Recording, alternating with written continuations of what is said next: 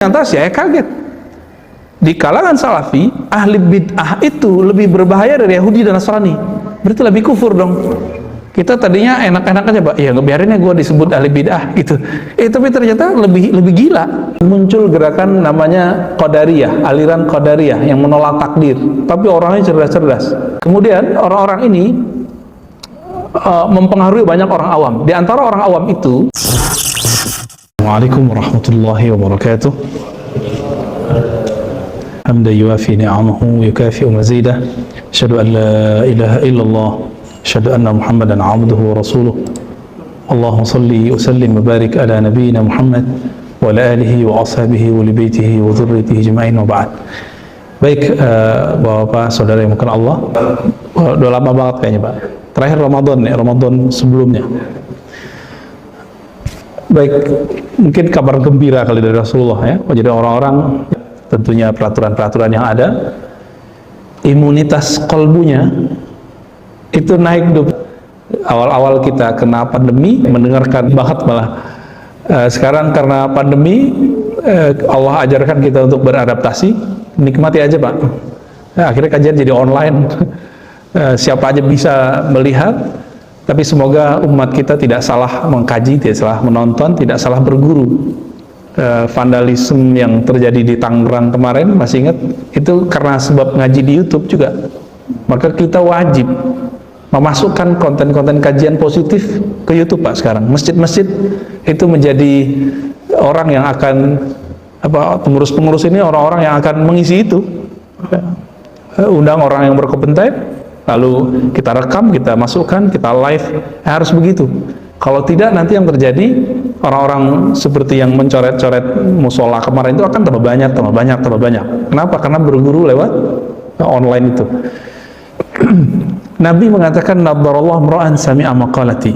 Ya, Allah memberi cahaya kebahagiaan, cahaya ketawaduan, cahaya kerendahan hati kepada orang yang mau mendengar langsung kalam-kalamku. Di zaman Nabi mendengar itu lewat online atau lewat apa, Pak? Langsung. Maka ketika di dalam teks-teks keagamaan ada kalimat mendengar, itu pasti hadir. Nggak ada tuh, dari jauh tuh nggak ada. Ya. Sami'a maqalati. Nabi tidak berbicara mendengarkan dai-daiku, enggak. Nabi mengatakan mendengarkan maqalati, kalam-kalamku. Maka semenjak kita dengar hadis ini, Pak, seharusnya setiap orang yang membawa ajaran Ahlus Sunnah dengerin aja gitu.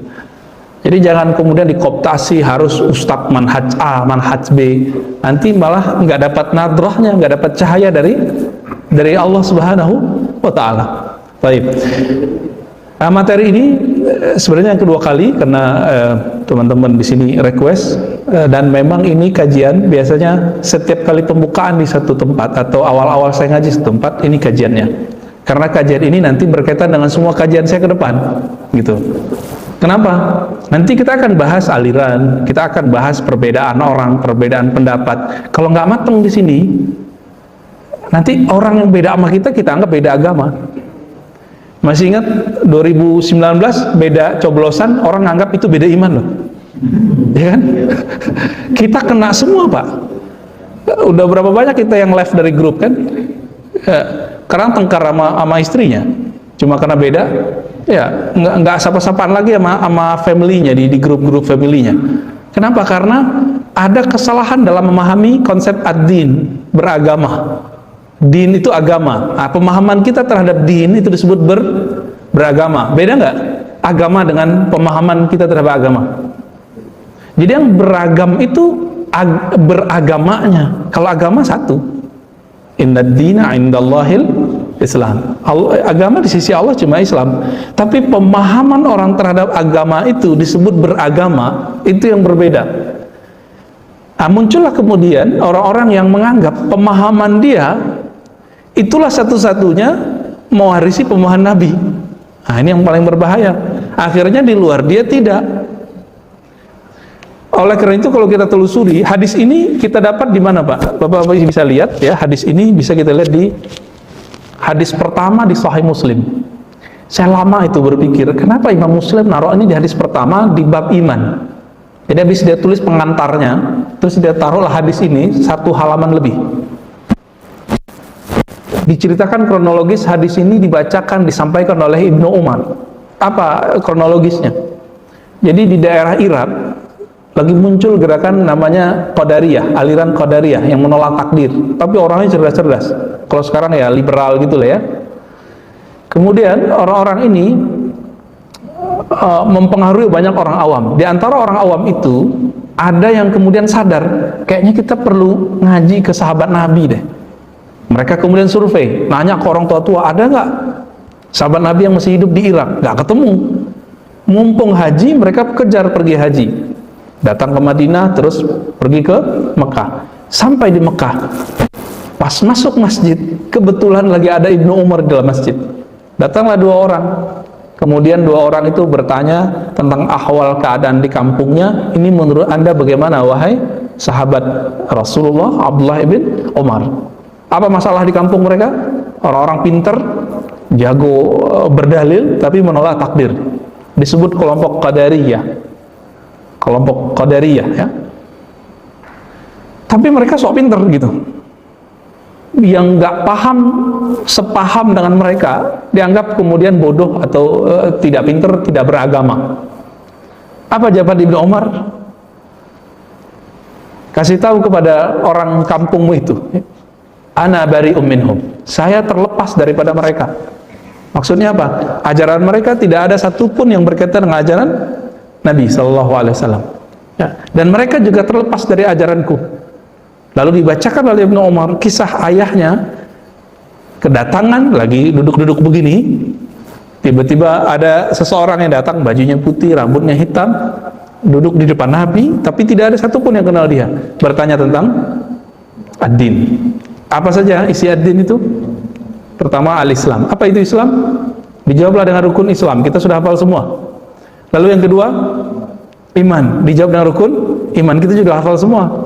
Yang ketiga, ihsan. Ini masjid al-ihsan. Wah, canggih nih Pak. Ini masjid harus dapat benar nih ihsannya apa nih. Namanya sudah al-ihsan ya. Maka orang kalau cuma belajar al-Islam, al-Islam itu apa aja? Nanti kita coba lihat. Apa saja yang dipelajari di al-Islam? Itu belajar fikih. Apa karakter fikih? Karakter fikih itu nanti mengetahui hukum ini apa. Kalau ulama itu hukum 5 Pak. Kalau ulama apa aja tuh? Wajib, sunat. Sunat itu sebenarnya disebut mandub atau mustahab. Terus mubah, makruh, muharram atau mahzur. Nah, kita sebut haram hari ini. Orang-orang bisnis yang awam diajarkan Nabi sederhana, hukum 2 aja deh, halal haram.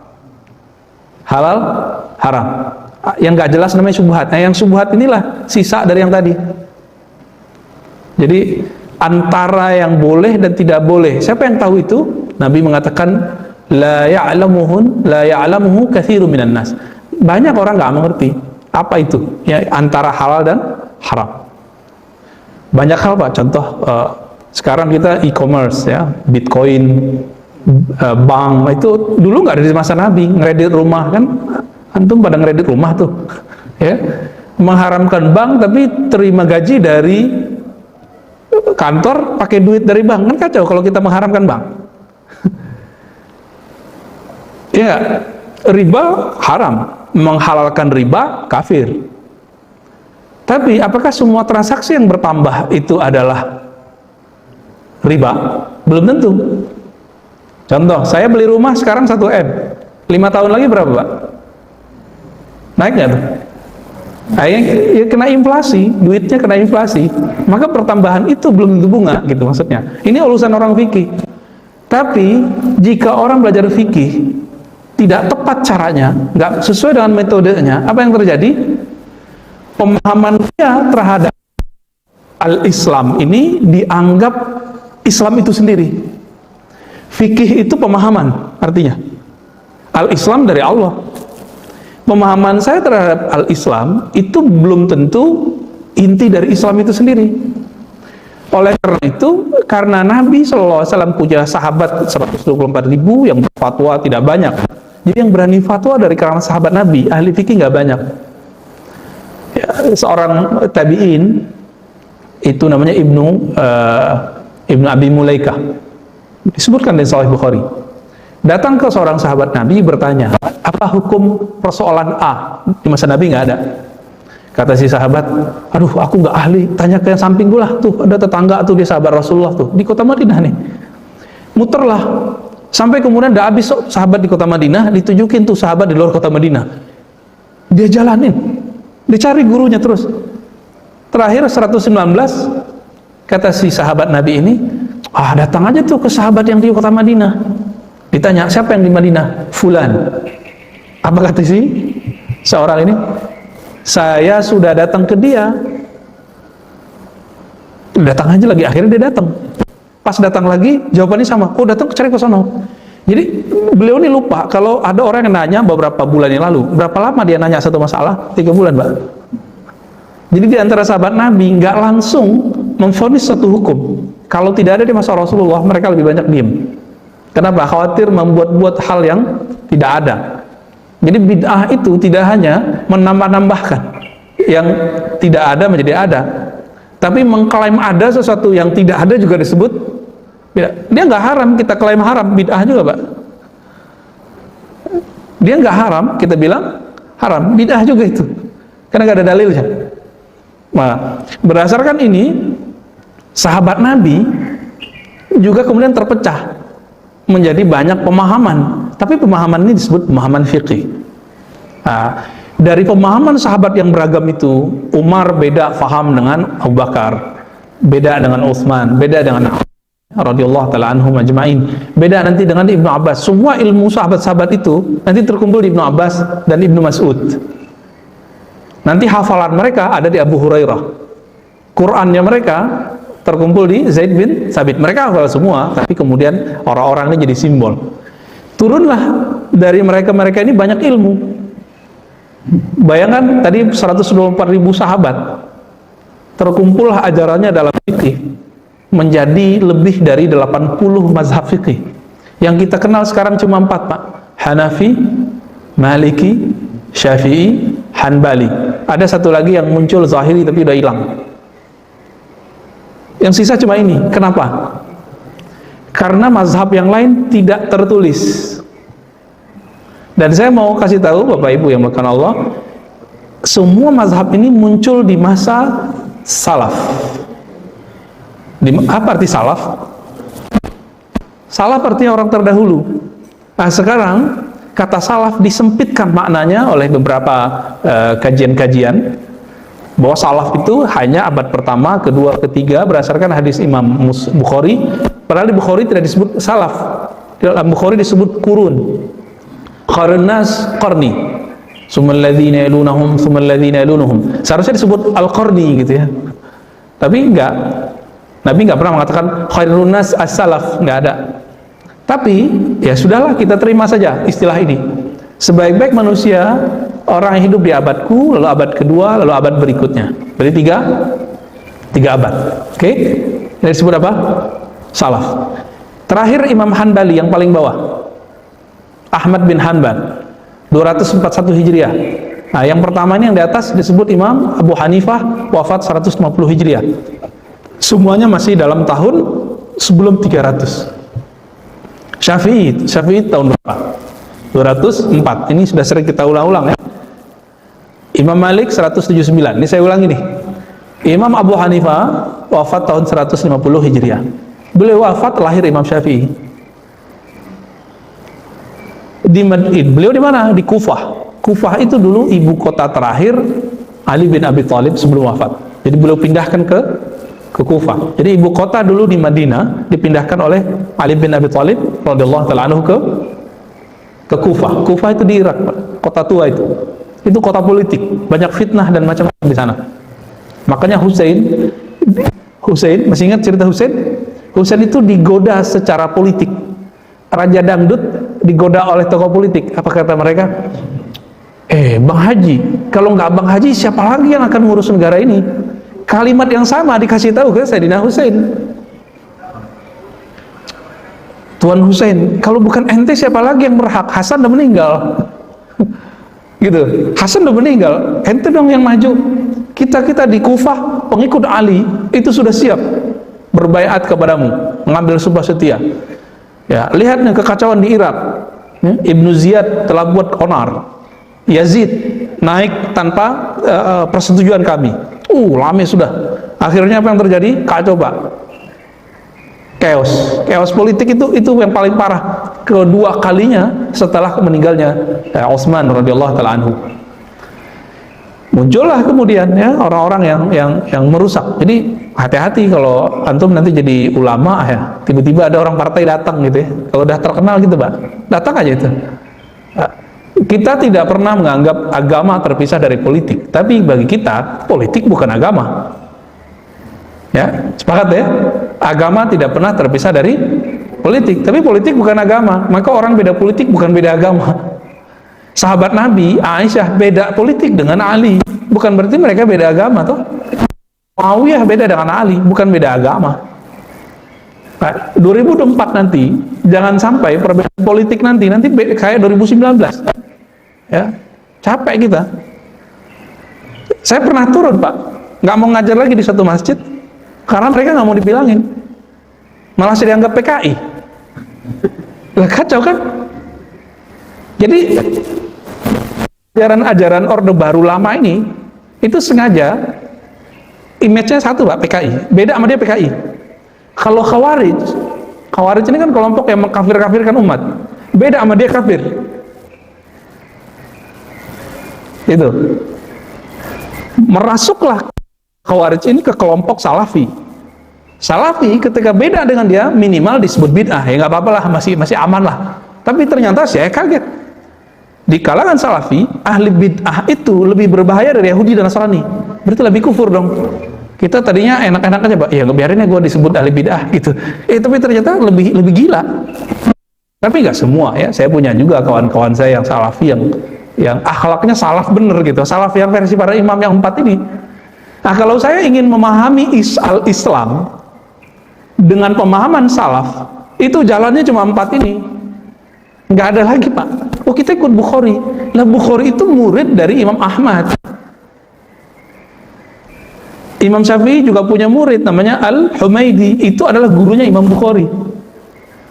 Imam Malik punya murid udah tua masih hidup namanya Qutaibah, wafat tahun 240 sebelum Imam Ahmad setahun. Imam Ahmad 241. Itu Imam Bukhari sempat berguru Qutaibah, padahal Imam Malik udah jauh wafatnya. 179 Imam Malik wafat. Muridnya tahun 240 masih ada yang hidup. Ini sepuh nggak tuh? Sepuh sekali.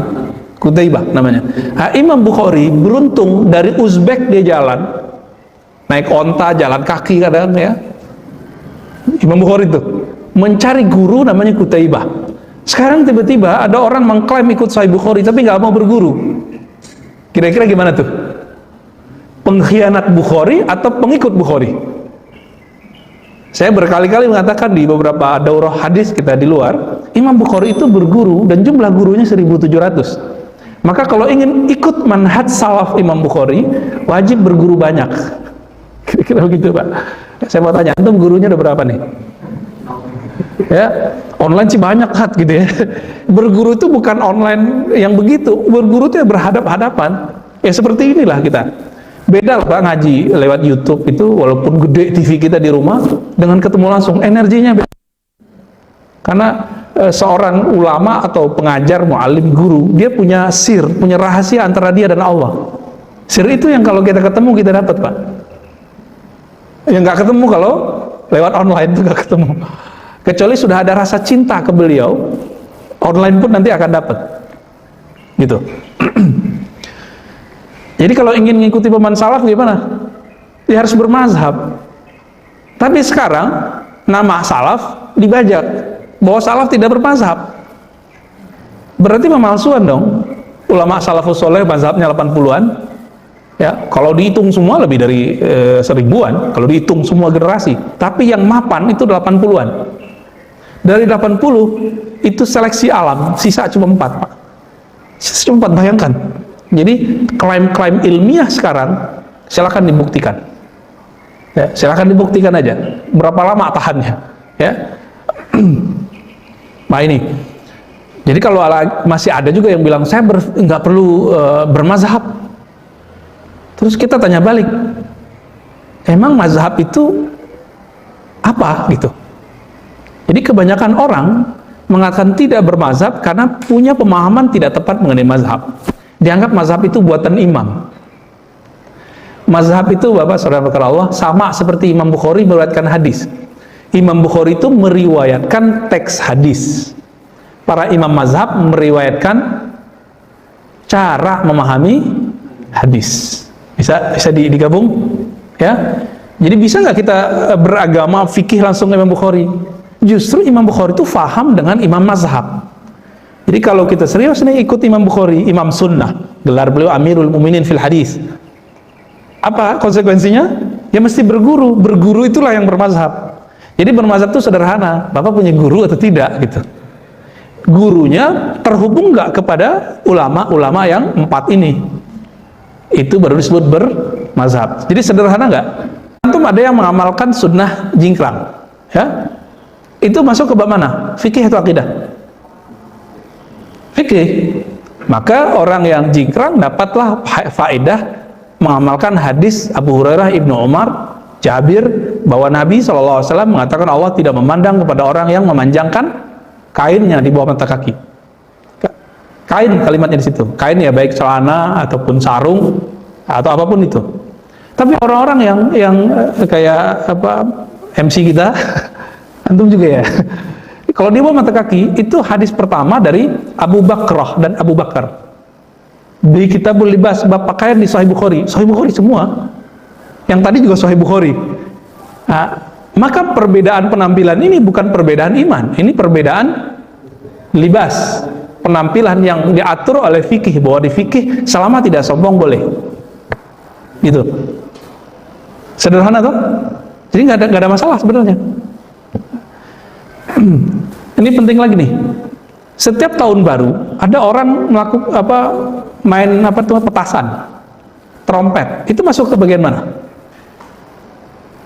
Wilayah fikih atau wilayah iman? Fikih. Tapi sekarang banner-banner atau tulisan-tulisan yang masuk ke WA kita memasukkan persoalan tahun baru ke bab akidah. Akhirnya orang yang merayakan tahun baru muncullah menganut 3 agama sekaligus. Itu nggak ilmiah sama sekali. Coba tanya sama pendeta Kristen. Orang kalau pakai apa tuh? Lilin gitu ya? Atau bukan yang lagi tahun baru Pak? Ya, trompet Yahudi gitu kan, bener ya? Apa? Majusi, apalagi? Enggak, itu enggak ada kaitannya dengan agama manapun. Walaupun kemudian dicocok logikan, itu semua termasuk kepada adah, tradisi. Tapi tradisinya buruk gitu. Disebut urfun fasid. Tradisi yang tidak baik, fasid. Kenapa? Ada mubazir di situ, mengikuti tradisi-tradisi orang yang mereka tidak beragama, ya. Di Perancis itu Bapak Saudara Allah, mereka Katolik, tapi tidak datang ke gereja. Cuma setiap kali Merry Christmas sama Tahun Baru itu rame. Ternyata itu budaya, bukan agama lagi. Bukan berarti mereka Katolik. Saya tanya, kamu Kristen atau ateis? Ateis. Tapi bilang Merry Christmas, kan aneh. Ya. Jadi itu bukan masuk ke bagian agama lagi. Di Eropa sendiri itu sudah terlepas dari gereja. Lalu sekarang kita membawanya ke bab iman. Enggak, saya tidak suka orang merayakan begitu. Tapi saya tidak pernah memasukkan ini ke iman. Kita masukkan ke wilayah mana? Itu fikih. Fikih mengatakan apa? Kalau ada mubazir di dalamnya, ada campur baur antara yang tidak pantas, maka itu disebut haram. Bukan musyrik, bukan beragama 3 agama sekaligus. Coba tanya pendeta, adakah orang langsung masuk Kristen cuma dengan merayakan tahun baru? Nggak ada. Harus dibaptis, Pak. Ada yang punya teman non muslim, coba tanya. Yahudi, bisa nggak dengan main trompet kita kemudian jadi Yahudi? Atau main genderang jadi Yahudi? Orang Yahudi itu agama suku, agama bangsa. Terus gimana? Kalau Bapak bukan keturunan Yahudi, nggak bisa beragama Yahudi. Di Indonesia paling Ahmad Dhani doang, sama beberapa orang gitu ya. Dan mereka lewat ibu loh ya, mirip kayak kampung saya tuh, matrilineal, lewat ibu. emaknya Yahudi, dia Yahudi, gitu. Jadi ini bukan wilayah iman, tapi kok dimasukkan ke wilayah iman. Kita kalau nggak sepakat, tanya ke ahli ilmu, nanti ahli ilmu akan jelaskan. Yang paling menyedihkan apa? Para pengkhotbah kita di masjid-masjid itu mengkhutbahkan itu. Kenapa? Si ustadz nggak baca kitab lagi Pak sekarang. Bacaan ustadz sekarang ya WA gitu ya, hoax. Jadi saya menyedihkan nih beberapa tahun belakangan ini para dai kita, karena saya trainer dakwah, trainer dai. Kita ngirim dai ke luar negeri, ke pelosok. Apa fakta yang buruk sekali? Dai kita kadang sebulan aja nggak ada khatam Quran. Dai kita nggak ada tuh khatam Riyadhus Shalihin, apalagi Sahih Bukhari Pak. Riyadhus Shalihin 1 jilid, Sahih Bukhari 4 jilid. Nggak khatam. Ini fakta buruk ini. Apalagi mazhab, fikih mazhab. Terus dia keluar-keluar, bacalah, tuntutlah ilmu walau ke negeri Cina lah, hadisnya palsu. Ya. Utlubul ilma minal mahdi ilal lahdi, bukan hadis. Menuntut ilmu dari buayan sampai ke liang lahat, itu bukan hadis. Kira-kira gimana tuh? Nah, ini fakta-fakta bahwa para pengkhotbah kita sekarang tidak memenuhi kriteria. Jadi ketika dibuat sertifikat ya pasti ketakutan ya. Pasti ketakutan. Ada rasa takut ya. Kalau saya nggak takut Pak, nggak dapat sertifikat juga nggak penting bagi saya itu ya. Kita nggak ada masalah dengan itu. Di Malaysia, di Saudi, orang kalau nggak dapat sertifikat ya nggak boleh ngajar begini, bisa digerebek sama polis nanti. Baik. Jadi al-Islam melahirkan satu wilayah ilmu yang berkaitan dengan hukum zahir, itulah yang disebut fikih, melahirkan mazhab, urusannya halal haram. Nah, sekarang jadi tren sunnah bid'ah. Jadi kalau matang di sini kita akan hati-hati mengatakan ini halal, haram, sunnah ataupun bid'ah. Ya, harapan saya setelah ini teman-teman antum semua coba hati-hati ngomong ini sunnah, ini bid'ah. Masih lanjut? Baik. Ini beberapa mazhab yang lain ya. Ada 80 mazhab. Saya tulis di sini. Baik. Next ada al-iman. Nah, al-iman ini melahirkan satu ilmu namanya ilmu tauhid. Apa arti tauhid? Dari kata wahada yuwahidu tauhidan. Mengesahkan Allah. Ini silakan slide-nya nanti dibagi ke teman-teman ya, ke jemaah. Ini semua yang saya tulis silakan antum ambil aja. Kalau ada buku pun biasanya saya nggak jual. Saya serahkan aja ke orang. Nanti kita bagi-bagikan biasanya. Kecuali ada orang yang nyetak sendiri, kita izinkan dia bayar ongkos cetaknya lah. Imam kita seperti Imam Muslim itu memasukkan hadis ini di hadis pertama. Kenapa? Karena ada ilmu kedua yang muncul dari hadis ini, disebut ilmu tauhid. Di abad ketiga Hijriah, dan itu ada istilah kalam. Dulu kalam itu identik dengan yang liberal tadi Pak. Abad kedua ketiga itu identik dengan orang yang nyeleneh. Maka Imam Syafi'i mengatakan, saya bermaksiat lebih saya pilih daripada berilmu kalam. Tapi di abad keempat ilmu kalam berubah makna, karena tokohnya kemudian mengalihkan makna kalam untuk menghancurkan orang-orang yang menyimpang dari kalam. Muncullah tokoh Tohawi, Maturidi, Asy'ari, dalam ilmu kolbu misalnya Imam Junaid ya, Imam Ruwaim, macam-macam itu muncul. Mereka kemudian karena di tangan mereka ilmu kalam itu berubah makna menjadi positif. Jadi per masa ilmu itu berubah istilah dan berubah makna. Nah, sekarang teman-teman saya mengharamkan ilmu kalam masih pakai definisi abad kedua Hijriah, bukan pakai definisi abad ke-4 Hijriah. Masih ingat waktu kecil belajar sifat 20? Allah wujud qidam baqa mukhalafatuhu lil hawadithi. Nah, ini sekarang mau dihancurkan Pak akidah ini oleh sekelompok orang. Dianggap itu ajaran sesat. Kenapa? Karena ajaran itu dibawa oleh ulama kita dari generasi ke generasi, dan itu semua diajarkan di Masjidil Haram. Di abad ke-4 Hijriah ada namanya Abu Zar al-Harawi, itu murid dari muridnya Imam Bukhari. Imam Bukhari punya murid namanya Al-Firabri ya, Firabri, lalu punya murid Ibnu Hamawai. Ibnu Hamawai ini punya kawan, punya murid, punya teman namanya Abu Zar al-Harawi. Ahli hadis ngajar di Mekah beberapa lama. Karena dia ngajar di Mekah, menyebarlah akidah Ahlussunnah Asy'ariyah itu Asy'ari sifat 20 sampai ke semua negeri, termasuk negeri kita. Namanya Abu Dzar Al-Harawi, dan dia pakar Sahih Bukhari. Itu sebabnya dari masa ke masa pemegang otoritas Sahih Bukhari, ilmu hadis, pasti Asy'ariyah. Tapi sekarang muncul gerakan ini ingin membid'ahkan Asy'ari. Sekarang ustadz-ustadz muda seperti saya itu berani ngomong di YouTube, di TV channel mereka, Asy'ariyah sesat gitu. Berani Pak ngomong begitu sekarang. Dia lupa bapaknya Asy'ariyah. Dulu yang mengislamkan negeri ini Asy'ariyah semua. Mekah sampai tahun 80-an yang ngajar di Masjidil Haram masih banyak yang Asy'ariyah. Setelah mereka kemudian buat scholarship ya, kemudian ketemu tahun 70-an itu mereka ketemu tambang minyak. Dibaca itu oleh kawan dai-dai ulama-ulama yang sedikit ekstrim, akhirnya disingkirkanlah dengan pendanaan, dibuatlah penerjemahan. Jadi dua haji pulang tahun 80-an 90-an dapat bukunya isinya ya misionaris kelompok ekstrim itu. Teman kita berkilah, lah nggak mungkin dong Allah menyerahkan kota suci ke kelompok ekstrim. Ya kita tanya, kamu tahunya tahun berapa kelompok ini menguasai Mekah? Secara politik 1924, tapi secara total itu tahun 80-an Pak, ditandai dengan meninggalnya Said Muhammad Al-Alwi Al-Maliki ya. Itu Ustadz Adi, mesti ingat Ustadz Adi dianggap sesat oleh kelompok yang ekstrim ini karena beliau menukil Said Muhammad Al-Alwi Al-Maliki dalam kajiannya. Langsung keluar tuh ya, si Fulan mengatakan Adi Hidayat mengutip berhala Mekah namanya Said Muhammad. Ulama Mekah itu, ulama Mekah udah turun-menurun di sana, pengajar di Masjidil Haram diangkat sebagai berhala, bayangkan Pak. Begitu, jadi mereka-mereka ini meletakkan perbedaan kecil di bab akidah.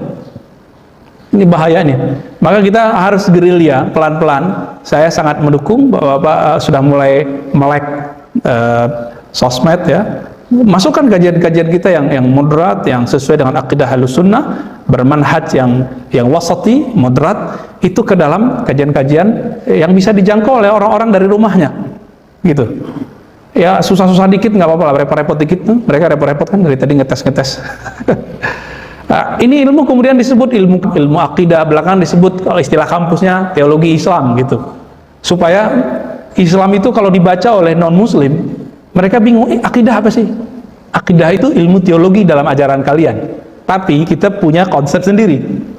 Jadi oke ini istilah ini. Alhamdulillah. Namun ingat, dalam ilmu akidah ada kelompok besar yang Nabi dan sahabat-sahabatku. Ini yang dijamin masuk surga. Kelompok ini kan nggak disebutkan Nabi namanya apa, cuma disebutkan yang ikut aku dan para sahabatku. Saya gini Pak, saya ngaku keturunan Nabi, tapi nggak punya silsilah. Gimana kira-kira? Kelihatan kayak Habib nggak? Kayak Habib, tapi nggak punya silsilah. Soheh nggak tuh? Nggak soheh. Kira-kira begitulah seorang orang mengaku, karena ada jaminan dari Rasulullah, semua kelompok 73 masuk neraka kecuali satu kelompok, firqah wahidah. Siapa kelompok itu? Yang ikut aku dan sahabat-sahabatku. Di hadis Abu Daud, al-jamaah, jamaah. Maka sekarang kelompok-kelompok itu ngaku, akulah mereka. Silakan mengaku bahwa Anda bagian dari ana alaihi washabi, ahlus sunnah wal jamaah, tapi buktikan secara genetik gitu. Buktinya mana? Genealogi keilmuan. Dia dapat ketemu di buku. Oh, saya langsung baca Sahih Bukhari. Belum tentu benar, karena belum tentu Imam Bukhari bermaksud begitu. Gak usah jauh-jauh. Satu ayat kita baca, beda ustadz, beda pemahaman ya. Apalagi imam seperti imam besar-besar itu. Imam Syafi'i baca satu ayat bisa muncul 70 makna di kepalanya. Kita satu ayat kita baca dari dulu sampai sekarang maknanya nggak muncul-muncul. Diperebutkan. Yang paling lucu ada tokoh Syiah di Bandung, bahkan kita juga Ahlussunnah kok gitu. Ya Ahlussunnah dari mana? Di dalam Ahlussunnah sendiri muncul kelompok yang tidak bersanad, ngaku nggak bersilsilah. Nah, tidak bersilsilah itu disebut tidak bersanad. Nah, sanad itulah penghubung.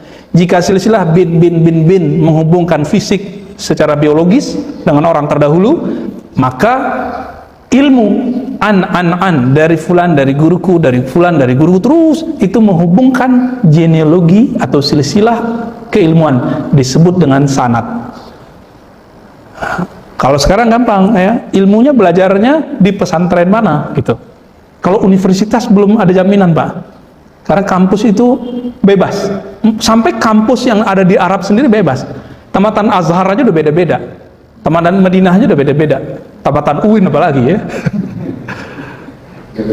Gado-gado. Maka kampus tidak ada urusan dengan manhaj tertentu, nggak ada urusan ya.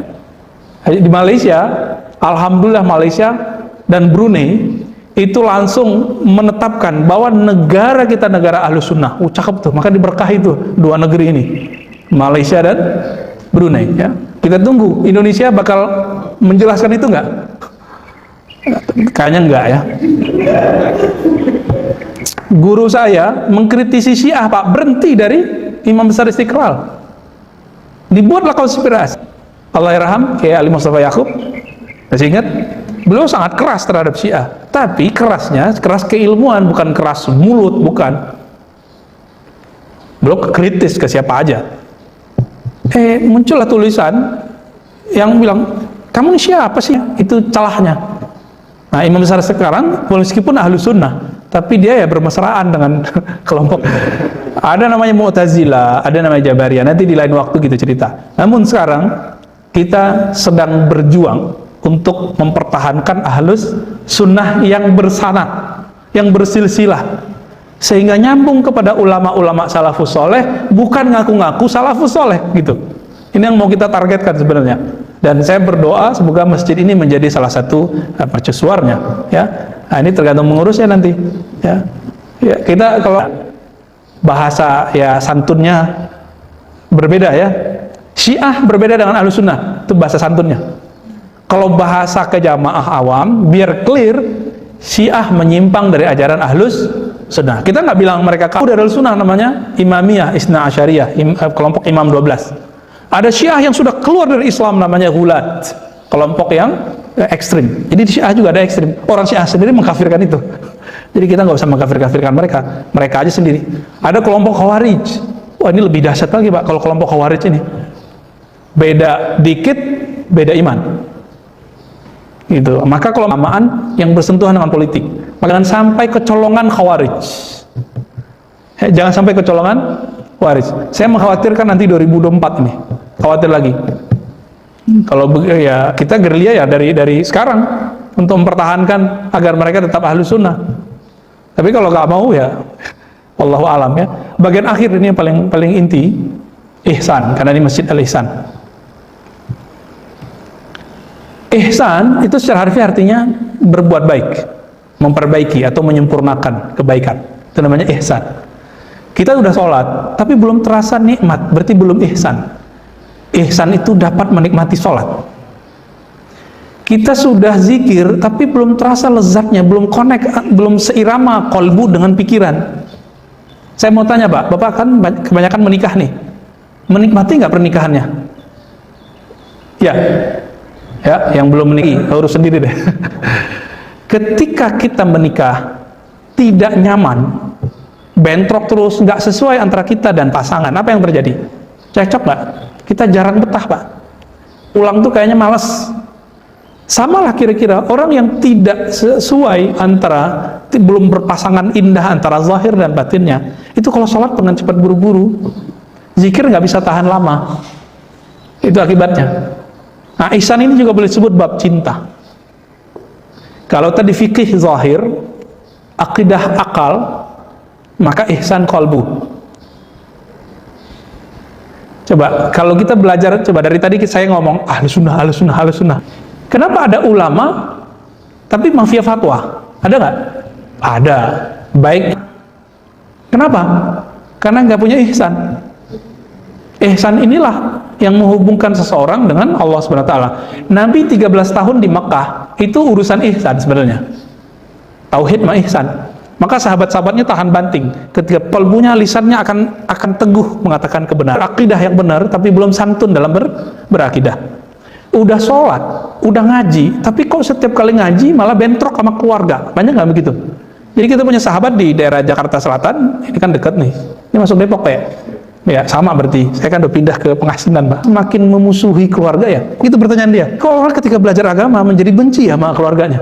Gitu. Nah ini fakta bahwa belajar ihsan udah jadi wajib. Ihsan ini melahirkan satu tradisi sahabat namanya zuhud, lalu muncullah satu ilmu yang namanya diperdebatkan. Sekarang, dulu enggak. Ahlus sunnah, ulama Al-Azhar di Yaman, ya, di Suriah, kalau dulu di tasawuf modern. Tapi muncul kemudian orang-orang aneh berpakaian sufi, tapi mereka bukan sufi. Sehingga ada keprihatinan atau ada kesalahpahaman, oh ini ya sufi ya. Jadi ada orang yang ngajar tasawuf tapi nggak sholat misalnya. Ngajar tasawuf tapi ada yang nanya, tapi yang nanya kayaknya dari Indonesia.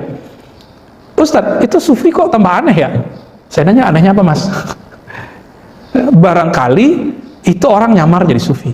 Sufi itu ya semua ajaran Nabi yang berkaitan dengan ilmu qalbu akhlak. Saya kan ditegur oleh teman saya. Ente kok berani nyebut kitab ini kitab tasawuf, nggak takut ditinggalin jamaah, nggak takut nanti disesatkan oleh kelompok fulan? Ya saya mikir kalau kita lihat jalur ulama salafus soleh, mereka bertasawuf. Jadi istilah tasawuf sudah matang di abad ketiga. Siapa itu? Imam Junaid, Imam Abu Yazid Al-Bustami, Imam Sarid Sakti, itu semua imam salafus soleh. Ya. Makanya Imam Tirmizi, gurunya Imam Bukhari, itu meletakkan satu bab mengenai ilmu hati dalam Sahih Bukhari, ya, disebut Raqaiq atau bab zuhud, kitab zuhud, itu di Tirmizi ada. Itu sudah matang Pak ilmu ini. Cuma karena ada orang berpakaian tasawuf tapi ngomong aneh dalam tasawuf, tidak dipahami oleh kelompok lain, dianggaplah sufi itu aneh gitu. Atau dia terlihat tidak mengamalkan syariat, dianggaplah itu sufi, padahal itu bukan sufi. Ini contoh aja Pak. Bapak tahu orang kampung saya kan, orang Padang, image-nya apa? Pelit. Karena yang kelihatan di Tanah Abang, ya 500 sudah dihitung sama dia gitu. Kan emang begitu. Saya tanya, emang begitu orang Padang pelit? Enggak kan? Kalau orang Jawa image-nya apa? Pemalu. Ya nusuk dari orang Sunda, image-nya apa? Itu image yang ada di sini dan itu tidak benar gitu. Sama, kita kalau kedengaran sufi, yang kebayang di pikiran itu yang nggak benar itu. Maka wajib fas'alu ahla dzikri, ya bertanya ke ahlinya, atau fatabayyanu, bertabayunlah. Muncul lagi istilah namanya fiqhul batin. Muncul lagi istilah ilmu akhlak, ilmu qalbu, macam-macam. Itu karena menjaga hati awam sebenarnya. Saya setiap kali menyampaikan ini, itu usmah ya, ntar kita lihat aja gitu. Kalau jamaah bubar, ya aneh gak usah datang lagi. Kenapa bubar? Karena selama ini tasawuf image-nya tidak baik. Kira-kira seperti itu Pak. Cuma sahabat-sahabat yang dekat kepada Rasulullah, sahabat itu sholatnya khusyuk nggak? Khusyuk itu ketika antum belajar fikih halal haram sunnah bid'ah, dapat nggak? Nggak dapat. Bahkan ustadz sendiri, pengajar-pengajar ilmu zahir itu nggak khusyuk, sehingga mengalihkan makna khusyuk menjadi makna yang antum nanti kesusahan. Apa itu khusyuk? Memahami apa yang dibaca. Kan repot Pak, nanti harus belajar bahasa Arab antum itu. Nanti kalau sholat menerjemah Bismillahirrahmanirrahim dengan nama Allah, alhamdulillah segala puji, jadi menerjemah, dan itu sholat yang melelahkan. Kemudian ingin memahami Al-Quran. Sampai sekarang udah 20 tahun teman kita masih belajar man ana mas muka man anta. Itu gerakan sholat diajarkan ke sahabat, maka khusyuk juga Nabi ajarkan ke sahabat. Siapa yang mewarisi ilmu itu sekarang? Rohanian Nabi. Jangan dipisah-pisah. Dikotomi ini bermunculan ketika orang-orang penjajah masuk ke tanah Arab, termasuk bacanya buku-buku SKI dulu ya, sejarah kebudayaan Islam, muncul begitu. Tapi Bapak coba lihat semua pejuang di negeri kita semuanya sufi, mulai dari Hamzah Fansuri ya, sampai Pangeran Diponegoro, sampai kepada Bung Hatta, termasuk Bung Karno itu terakhir seorang aktivis, tapi dia sufi, dia pengamal tarekat Syaziliyah. Apa kata Soekarno? Cerminku adalah Cokroaminoto. Waktu dia ke Bengkulu, dia belajar ke orang Muhammadiyah. Tergabunglah ya manajemen keagamaan Muhammadiyah dengan kebeningan kolbu para sufi pada Soekarno. Bung Hatta itu kampungnya dekat saya. Ayahnya pengamal tarekat Naqsyabandiyah. Makanya pembawaannya tenang aja. Nggak cocok sama Soekarno, dia biar saya mundur ya, Soekarno aja yang maju. tenang pak bawaannya. Pernah nggak dengar Bung Hatta cekcok kemudian mengeluarkan kata-kata kotor dengan Soekarno? Nggak pernah pak. Kenapa? Kata anaknya terakhir menceritakan bahwa ayahandaku suka malam hari muter alat zikir, berzikir malam-malam, matanya dipejam. Ya, kita sudah tahu itu tradisi orang-orang kakek-kakek beliau di sana. Jadi pendiri negara ini nggak lepas dari itu. Nah sekarang semangat perjuangan sufi ini nggak takut mati pak, nggak takut miskin. Sufi itu nggak takut nggak terkenal dan nggak cari terkenal. Sufi itu bergerak karena Allah atau subscriber. nggak nyari itu. Mereka ini berjuang tulus. Ini mau dipangkas oleh para penjajah. Mereka masukilah para agamawan yang pemahamannya cetek ya, tidak kuat, lalu dibuat image bahwa hantam tuh sufi. Karena para sufi kalau punya murid, itu muridnya tinggal dibilang jihad, semuanya turun pak ke lapangan. Nggak ada tuh mereka mundur, nggak ada takutnya. Coba sekarang laskar suruh jihad pak, lapar dikit mundur ya. Sekarang jagain ulama aja, lapar dikit mundur, ketemu ulama berbondong-bondongnya cari foto, nggak berjuang. Itu nasib laskar sekarang. Mau laskar apa aja coba cek. Jadi idealismenya rusak dengan apa lagi? Rusak sama simbol. Jadi dia punya lambang nggak ditampilkan di banner, ya.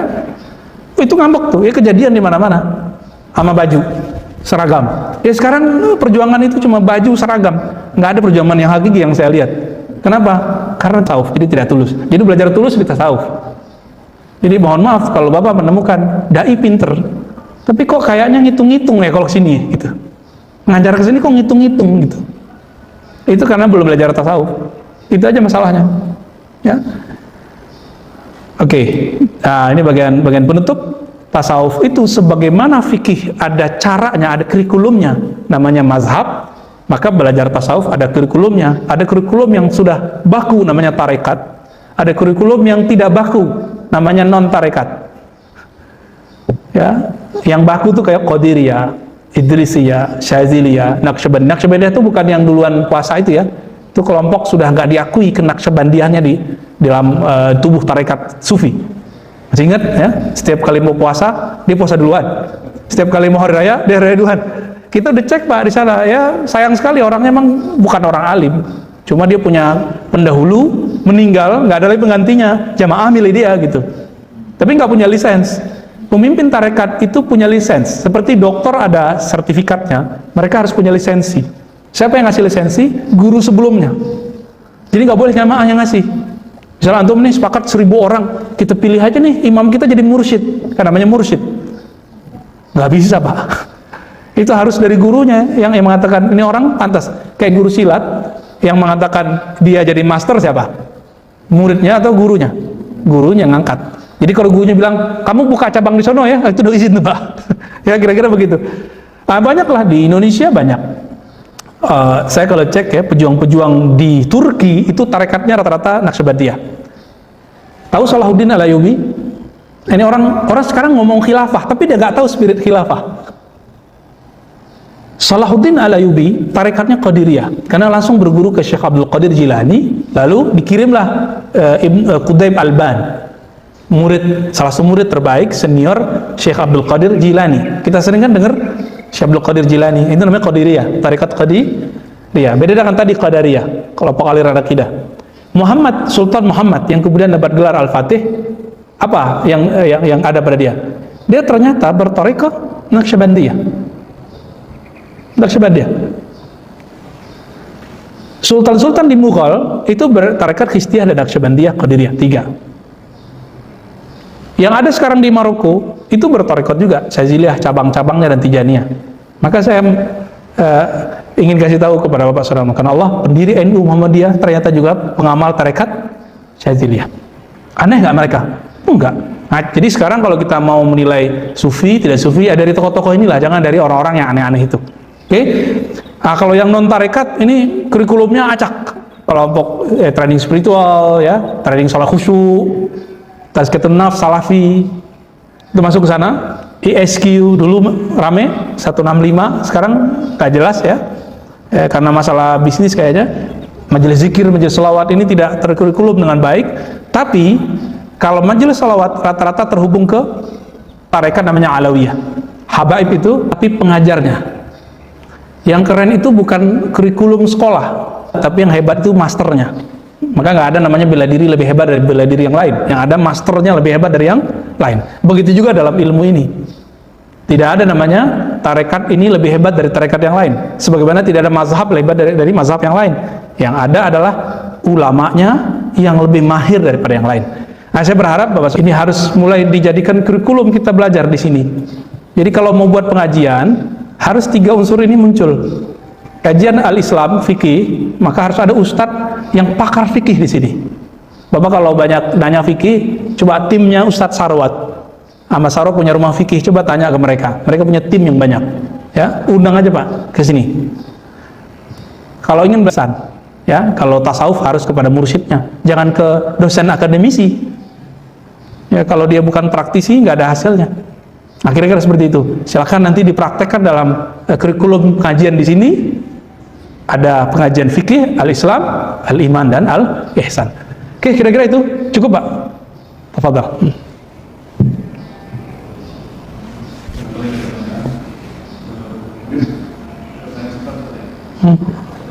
Tantangan kita berdakwah di lingkungan sekitar banyak.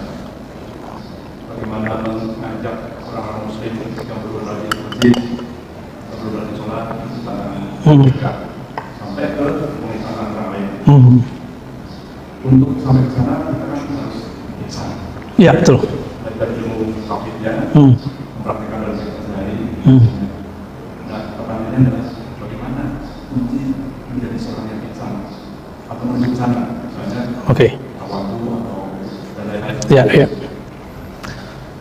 Cara ihsan sama dengan fikih. Kita belajar sholat, ada guru ngaji nggak? Ngajarin sholat. Belajar Quran, ada guru ngaji Quran. Tertulis so barangnya, Pak. Bendanya ada, contohnya ada. Belajar hadis ke ahli hadis yang sudah ada hadis itu tertulis. Ilmu kolbu, kitabnya juga tertulis. Tapi prakteknya semuanya nggak kelihatan, Pak, ada di kolbu. Belajar rendah hati, kelihatan nggak di badan? Kalau belajar sholat, kelihatan gerakannya. Maka wajib punya guru pembimbing rohani. Gitu. Sahabat Nabi dulu langsung berguru ke Nabi. Generasi tabi'in berguru ke sahabat. Begitulah terus sampai sekarang, sampai kiamat. Maka Ibnu Mubarak mengatakan al-isnad minad-din, berguru bagian dari agama, bersanad. Jadi caranya cuma berguru. Nah, oleh karena itu Imam Sya'rani dan Imam yang kata mengungkapkan satu kalimat, man la yara muflihan la yaflih abadan.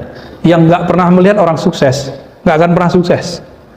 Yang tidak berguru ke orang khusyuk, nggak akan pernah khusyuk. Yang tidak berguru kepada ahli fikih, nggak akan pernah jadi mengerti fikih. Yang tidak berguru ke ahli akidah halus sunnah, berakidah halus sunnah, walaupun dia punya 1000 buku. Yang tidak pernah kuliah kedokteran, nggak akan pernah jadi dokter, meskipun dia baca 1000 jurnal kedokteran. Begitu. Jadi Bapak harus punya guru. Hanya itu Pak caranya. Ini yang kita sebut di awal hadis tadi, awal pembukaan, nadhara imra'an sami'a maqalati. Allah beri cahaya, beri hadiah, beri hidayah kepada orang yang mau mendengar, berguru kepada ahlinya. Semoga dapat guru segera, Pak. Ya. Ada guru yang umum pengajian begini, ada guru yang khusus, dokter rohani yang spesialis ngurusin kolbu. Ya, saya juga masih berguru, sama-sama masih berguru kita. Ya. Baik, cukup? Bagaimana? Tafadhal.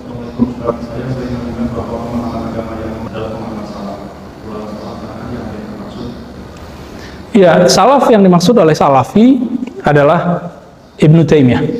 Tapi Ibnu Taimiyah bukan salaf.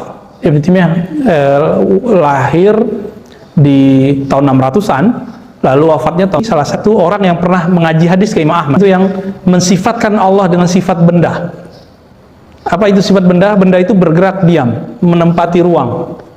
Maka Utsman bin Sa'id Darimi mengeluarkan 2 kitab. 2 kitab itu menjadi rujukan utama Ibnu Taimiyah dan berwasiat agar pengikutnya memakai 2 kitab itu. Itulah kelompok inilah yang disebut oleh salaf oleh Ibnu Taimiyah, dan inilah yang dimaksud salaf oleh salafi sekarang. Jadi salaf yang kita maksud 4 imam gitu ya, itu nggak masuk oleh mereka. Nggak masuk oleh mereka. Imam Bukhari aja beda kok sama mereka. Imam Ahmad aja beda. Ya, sangat beda sekali. Karena sekarang itu yang berbeda dengan mereka ahlu sunnah yang bermanhaj Asy'ari, maka ini sekarang coba mereka hancurkan nih. Dengan bangganya mereka mengatakan Asy'ariyah bukan ahlu sunnah tapi sesat. Nah, mereka ngomong begitu. Ya, lagi mereka berani begitu. Jadi salaf mana yang mereka maksud? Itu Ibnu Taimiyah tidak merujuk ke Imam Ahmad, tapi merujuk ke Utsman bin Said Darimi. Kenapa? Imam Ahmad tidak mau berbicara wilayah-wilayah seperti itu, mengatakan Allah duduk, Allah terbatas, itu Imam Ahmad nggak mau.